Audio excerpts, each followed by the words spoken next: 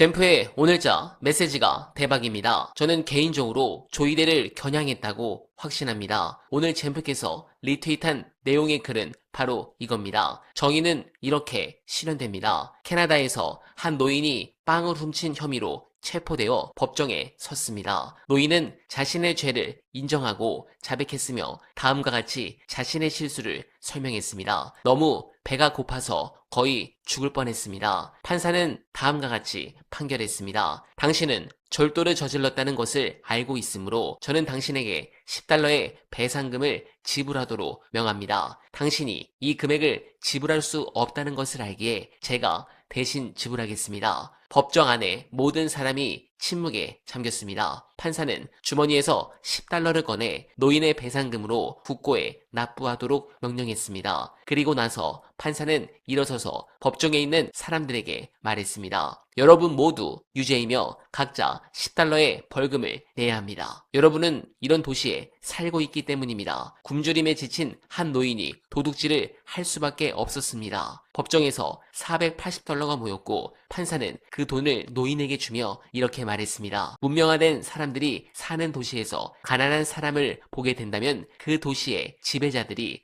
사람들의 재산을 훔치고 있다는 것을 알아두십시오. 네, 굉장히 많은 생각을 하게 됩니다. 이런 분이 우리나라의 판사였다면, 아니 대법원장이었다면 정말 좋겠다는 생각을 합니다. 아마 내년 초에 조이대 퇴임 전 대법원장을 지명하실 텐데 문영배 전 재판관이 유력하지만 훌륭한 분을 대법원장에 지명하셨으면 합니다. 관련해 조이대가 현재 또 사법 쿠데타를 기획하고 있죠. 커뮤니티에서 화제가 된 분석 보시고 이어가 보겠습니다.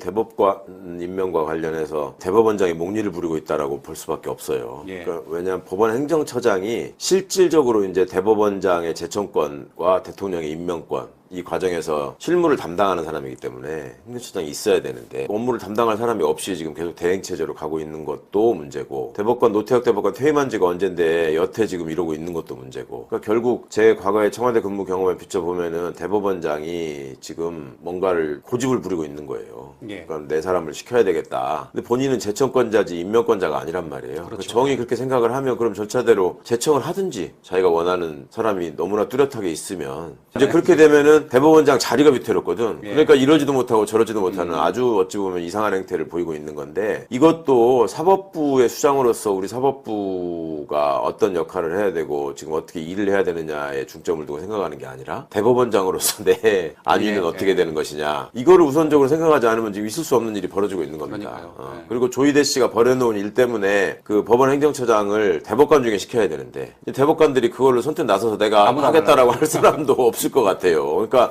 모든 문제가 본인한테 귀결돼 있는데 예. 그거를 자기가 사퇴를 하고 이 문제를 정리하려고 하는 게 아니라 나는 어쨌거나 버티면서 이 자리를 지키겠다라고 하니까 모든 문제가 지금 꼬이는 거라고밖에 안 보입니다. 이분들의 관심이 그러니까 과연 국민 편익에 있는 것인지 사법정의 실현에 있는 것인지 개인의 안위가 우선이지. 그걸 드러내고 있는 건데 그걸 대법원장이라는 사람이 인식을 못하고 있는 걸로 보이는 게 지금 더 큰 문제인 거죠. 사법부의 구조를 보시면 이 겉으로 보면은 가장 적법하게 가장 민주적인 절차를 통해서 재판을 해야 될 것 같잖아요. 근데 내부적인 구성이나 관행 같은 걸 보면 가장 권위적인 집단이 사법부예요. 그러니까 제가 대중강연 하거나 이럴 때 한 번씩 말씀을 드리는데 공직에 있는 사람들을 서열대로 한 줄로 세울 수 있는 집단이 딱 두 개가 있다. 한 줄로. 겹치는 사람도 있으면 안 돼요. 반드시 한 줄로 서라. 그럼 자기 앞 사람이 누구고 자기 뒷 사람이 누군지를 아는 조직. 예. 그게 대표적으로 어디가 있을까요? 군인이 다 군번순으로 그러겠네요. 네. 같은 계급이라도 군번순, 고참순 이런 걸로 한 줄로 세울 수 있잖아요. 그 나머지 하나에 대해서는 다 대부분의 사람들이 뭐 검찰, 뭐 국정원 이런 식으로 많이들 말씀을 하시던데 예. 판사들이 그게 이제 심각하죠. 그리고 대법관들이 대법원장한테 아까 뭐 항의할 수 있는 거 아니냐, 반론을 제시할 수도 있는 거 아니냐라는 취지로 말씀하셨는데 실제로 법원 생활을 오래 한 사람들은 그 부분에 대해서 그렇게 얘기를 해요. 지금 우리가 재판 관련 기사가 나오는 거 보면 예를 들어서 직위원 재판부에 대해서 그 재판부가 3명이었단 말이에요. 예. 근데 계속 직위원 부장판사에 대해서만 얘기를 하지 나머지 두 판사가 누군지는 알지도 못하잖아요. 근데 법적으로는 그 2명의 판사가 직위원이 무슨 생각을 해서 이상한 결론을 내려고 하더라도 둘이서 반대하면 못하는 거예요. 셋이 다수결로 결정해야 되거든. 예. 근데 두 사람에 대해서는 아무런 언급을 안 해. 그리고 부장 마음대로 하는 것처럼 그냥 다 간주하고 있어요. 그럼 이거 자체도 법을 어기는 어찌 보면 발상이거든요. 근데 보십시오. 그게 또 현실적으로 그럼 배석 판사가 부장 판사하고 반하는 의견을 내서 그걸 관철시킬 수 있느냐. 아닌 것 같다. 이런 인식 때문에 그렇게 하는 거거든. 그러면 대법관과 대법원장의 관계는 어떨까? 이게 우리가 보기에는 야 그래도 법관으로서 정점에 있는 대법관까지 간 사람들 같으면 이제는 자기 소신대로 얘기하면서 대법원장하고 대등하게 토론할 수 있는 거 아니냐 이렇게 생각하잖아요. 예. 근데 실제 대법원에 근무해 본 사람들이나 법관 생활을 오래 한 사람들은 그게 배석 판사가 부장한테 얘기하는 것이 차라리 쉽지 대법관이 대법원장한테 얘기하는 게 더 어렵다. 이런 끔찍한 얘기를 합니다. 그러니까 왜 그러냐면 배석 판사는 부장 판사가 자기 마음대로 시키는 게 아니거든요. 인사발령에 의해서 구성이 되는 거지. 대법관은 대법원장이 제청을 해서 임명된 사람들이에요. 예. 그러니까 자기 출세의 은인이라고 생각하는 거야, 대법원장. 그러니까 이게 이런 황당한 구조에 대해서 좀 인식하실 필요가 있습니다.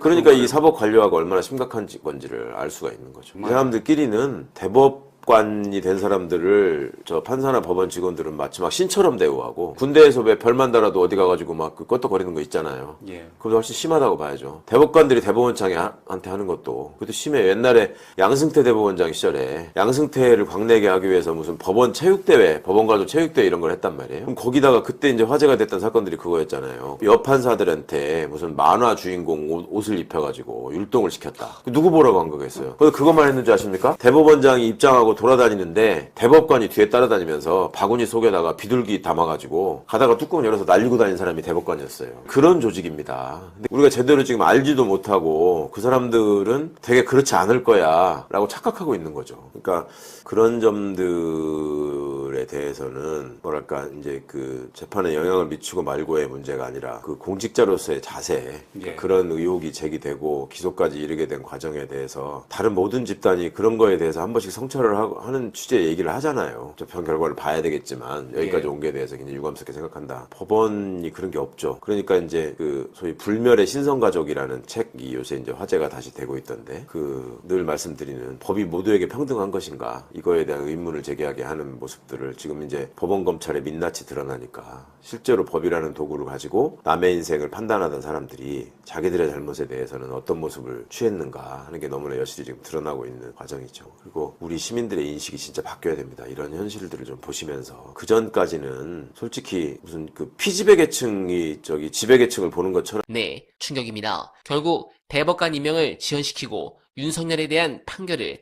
대법원에서 혹시 뒤집어 엎으려는 것은 아닌지 합리적 의심이 아니라 이제는 확신이 드는 상황입니다. 이제 민주당은 선택의 시간이 다가왔습니다. 이미 발의해둔 조이대 탄핵 카드는 지선이 끝나는 즉시 원구성전에 던져 판을 뒤집어야 될 것 같습니다. 여러분들은 어떻게 생각하십니까? 공감하셨다면 소중한 언알바 후원 부탁드립니다. 댓글에 고정된 내용을 통해 많은 사랑 부탁드리며 언알바는 오늘도 최선을 다하겠습니다.